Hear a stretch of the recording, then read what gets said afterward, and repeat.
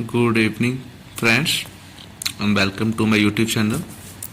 दोस्तों, आज हम एक छोटी सी वीडियो कवर करने वाले हैं। छोटी सी बेशक है, लेकिन महत्वपूर्ण इतनी है कि इस वीडियो की एक एक लाइन से प्रश्न बनेंगे। तो इस वीडियो को बड़ी केयरफुली सुने, देखें। और ये दोनों टॉपिक रहने वाले हैं, मौलिक अधिकार या मूल अधिकार और फिर राजकीय नीति निर्देशक तत्व। सिर्फ ये दो टॉपिक कवर किए जाएंगे आज की इस वीडियो में। एक सेकंड दो मुझे, थोड़ा सा मैं साइज बढ़ा लूँ पेन का। ठीक है, चलो शुरुआत करते हैं। मौलिक अधिकार या मूल अधिकार। तो सबसे पहले इसमें भाग 3 में दे रखे हैं ये अनुच्छेद 12 से 35 तक मौलिक अधिकारों का वर्णन कर रखा है। ये कहाँ से लिए गए? संयुक्त राज्य अमेरिका से लिए गए और इन्हें न्यायिक संरक्षण प्राप्त है। मतलब समझ रहे हैं, अगर मौलिक अधिकारों का हनन करता है कोई भी व्यक्ति या कोई भी संस्था, तो आप सीधे उच्च न्यायालय या उच्चतम न्यायालय में जा सकते हैं। मौलिक अधिकारों की प्रकृति नकारात्मक होती है।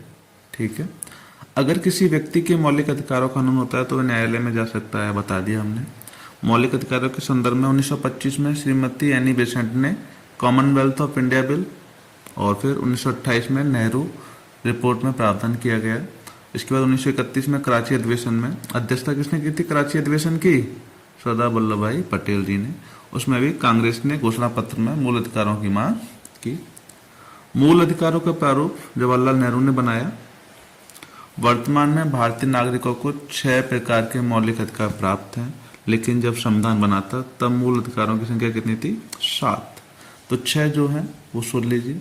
समता का अधिकार, स्वतंत्रता का अधिकार, शोषण का अधिकार, धार्मिक स्वतंत्रता का अधिकार, 5वां सांस्कृतिक और शिक्षा संबंधी अधिकार, 6ठा है संवैधानिक संशोधनों का और संवैधानिक उपचारों का अधिकार, आर्टिकल 32।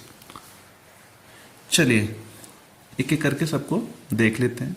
समता का अधिकार यह कवर करता है अनुच्छेद 14 से 18 तक। 14 क्या कह रहा है? विधि के समक्ष समता का अधिकार, मतलब कानून के समक्ष सभी लोग समान रहेंगे। अनुच्छेद 15 कह रहा है धर्म, जाति, लिंग, नस्ल या जन्म स्थान के आधार पर भेदभाव नहीं किया जा सकता। अनुच्छेद 16 कह रहा है समान अवसर की प्राप्ति का अधिकार है, सभी को समान अवसर मिलेगा। 17 अस्पृश्यता या छुआछूत का अंत किया गया है। 18 में उपाधियों का अंत किया गया है।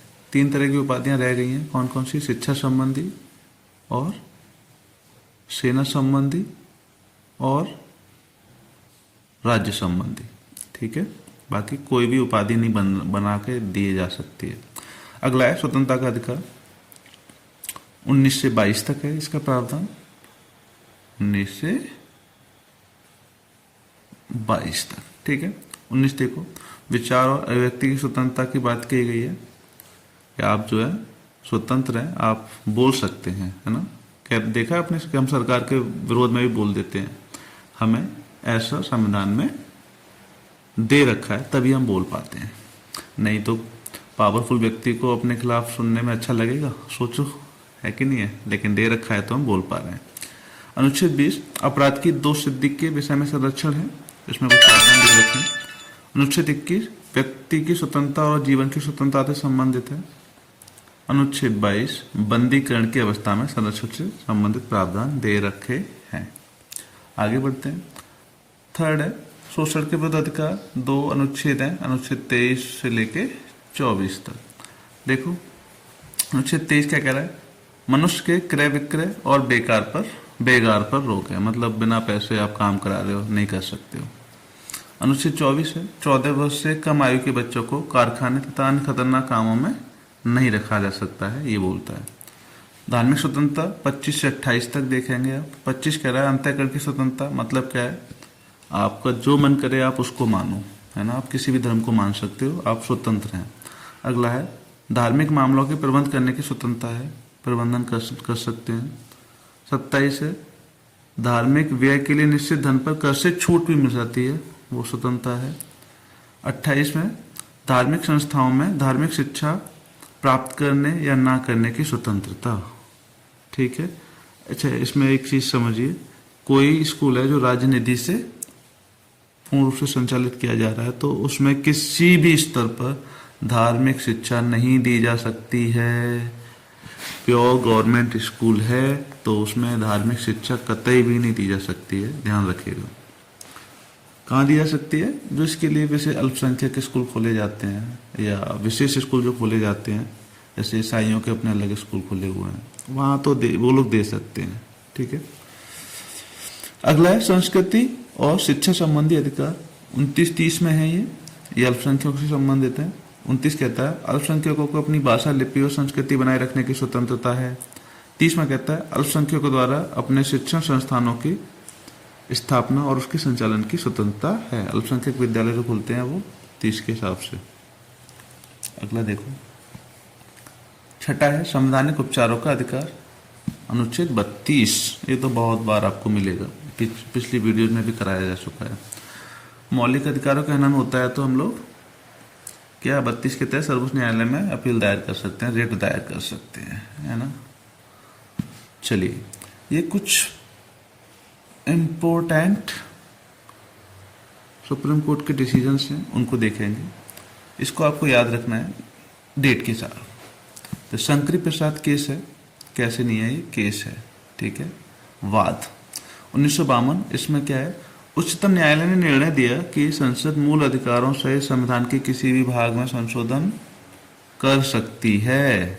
समझो, 52 में संशोधन कर सकती है। उसके बाद 1969 का गोलकनाथ केस देखेंगे, इसमें पलट दिया निर्णय। इसने क्या कहा है कि संशोधन करने का अधिकार संसद को नहीं है, ना मूल अधिकार में ना ही मूल अधिकार। अगला है केशवानंद भारती 1973, इसमें फिर आदेश आ गया, फिर बदल गया। फिर क्या बदल गया? इसमें जो संसद मूल अधिकार में संशोधन कर सकती है, किंतु संशोधन ऐसे हो कि मूल ढांचे में कोई परिवर्तन नहीं हो। तो मूल ढांचे का सिद्धांत कहाँ से आया? केशवानंद भारती विवाद से आया, 1973 से। चलिए, अगला है ये मोस्ट इंपोर्टेंट, राज्य की नीति निर्देशक तत्व। ये भाग 4 में वर्णित किए गए हैं, अनुच्छेद 36 से 51 तक। उसकी संकल्पना आयरलैंड से ली गई है। राज्य की नीति निर्देशक तत्व न्यायालय में प्रवर्तनीय नहीं है। मतलब क्या है कि मान लो इसमें जो प्रावधान है सरकार नहीं कर रही है, तो ऐसा नहीं है कि आप चले गए न्यायालय के पास कि नहीं सरकार से कराओ, नहीं हो सकता, पहले ही मना कर रखा है। इसकी प्रकृति सकारात्मक होती है क्योंकि ये सरकार को गाइड करता है कि भाई आप ये काम कर लो, ठीक है, और ये काम मत करो। एक सेकंड दो मुझे थोड़ा सा, यस। चलिए, ये न्यायालय द्वारा लागू नहीं कराए जा सकते। यह सिद्धांत देश के प्रशासकों के लिए एक आचार संहिता की तरह है। मतलब उसको बताता है कि आप ये करो, ठीक है, गाइड करता है। कुछ इंपॉर्टेंट प्रावधान हम देख रहे हैं। अनुच्छेद देखिए 38 क्या कहता है? राज्य लोक कल्याण की अभिवृद्धि के लिए सामाजिक व्यवस्था बनाएगा और भारतीय नागरिकों को सामाजिक, आर्थिक एवं राजनीतिक न्याय प्रदान करेगा। अनुच्छेद 39 समान काम समान वेतन, समान काम समान वेतन इम्पोर्टेंट है, ये याद रखना। अभी इम्पोर्टेंट नहीं है सारे, इसमें घूम फिर के आए ही हैं, हर एग्जाम में आपको मिल जाएंगे। और 39 का निःशुल्क विधिक सहायता, है ना, ये कब जोड़ा गया? 42वें संविधान संशोधन 1976 द्वारा जोड़ा गया। अनुच्छेद 40 ग्राम पंचायतों की स्थापना से संबंधित है। अनुच्छेद 42 काम की न्यायसंगत और मानवोचित दिशाओं तथा प्रसूति सहायता, मैटरनिटी लीव वाला प्रावधान 42 के तहत आया है। अनुच्छेद 43 कर्मकारों के लिए निर्वाह मजदूरी कटौती न होनी चाहिए। अनुच्छेद 43 का उद्योगों के प्रबंधन में कर्मकारों की भागीदारी होनी चाहिए। ये भी 42वें संविधान संशोधन 1976 द्वारा जोड़ा गया है, ठीक है। अगला है 43 का सहकारी संगठन या समितियां बनाने का अधिकार है। ये 97वें संविधान संशोधन 2011 द्वारा जोड़ा गया। 44 यूनिफॉर्म सिविल कोड, एक समान सिविल संहिता, बहुत बात होती है, बवाल भी होता है। कहाँ पे लागू है? ये गोवा में लागू है। अगला है अनुच्छेद 45 6 वर्ष की आयु तक के बच्चों को निःशुल्क और अनिवार्य शिक्षा। अनुच्छेद 46 अनुसूचित जाति, जनजाति और अल्पसंख्यक वर्ग के को जो है शिक्षा और आर्थिक वृद्धि करना राज्य का कर्तव्य बताया गया है। अनुच्छेद 48 पशुपालन को प्रोत्साहन किया जाएगा और कृषि को प्रोत्साहन किया जाएगा। और इसी में है गोवध को निषेध, मतलब गाय का वध नहीं करना चाहिए घर से।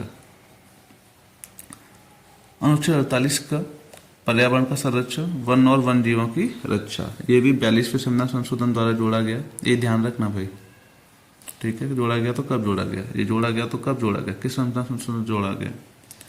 49 है अनुच्छेद राष्ट्रीय महत्व के स्मारकों, स्थानों तथा वस्तुओं का संरक्षण से संबंधित प्रावधान है।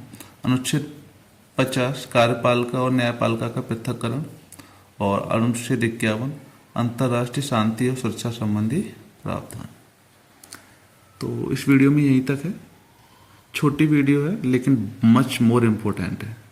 आपको जब भी पेपर में क्वेश्चन उठाने होते हैं तो सबसे पसंदीदा टॉपिक्स हैं ये दोनों, आपको इससे क्वेश्चन मिलने ही मिलने हैं, दूर जाने का कोई सवाल ही नहीं है, ठीक है।